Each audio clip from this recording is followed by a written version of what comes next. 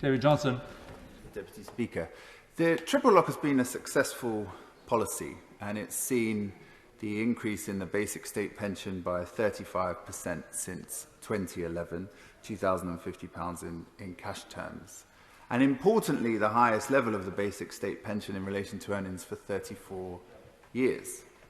Now, my political interest and awareness grew actually when the last Labour government was in power, because it came to power when I was 15.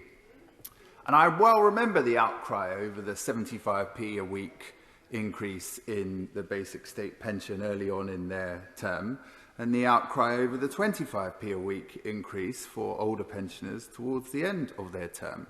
So it's important that we get these things right. And the triple lock has been a considerable advance in how we support pensioners. But we are now faced with the interplay of two things. An anomaly, as has been touched on in earnings, where wages have fallen and as a result of furlough and the economic conditions of the pandemic, and then sharply risen. And over £400 billion spent on protecting people's jobs and livelihoods, which will need to be paid back. Now, on the triple lock, often a lot of the commentary pits young against old.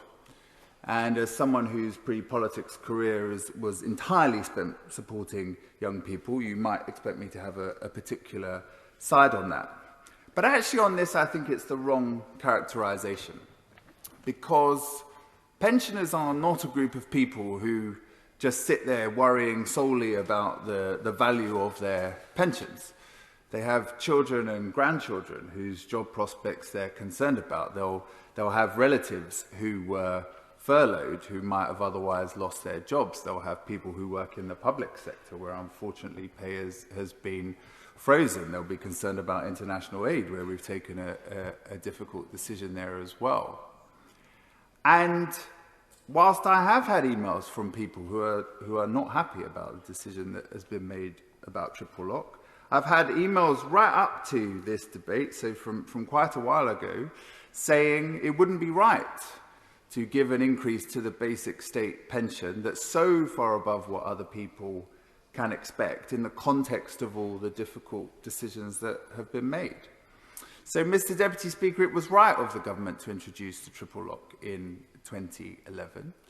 It was right to change the legislation last year so that instead of getting no increase, pensioners still got a 2.5% increase.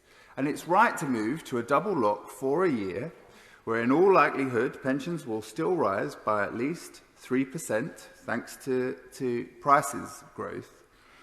And most people, including most pensioners, understand why we're making that decision, and I support the government in doing so.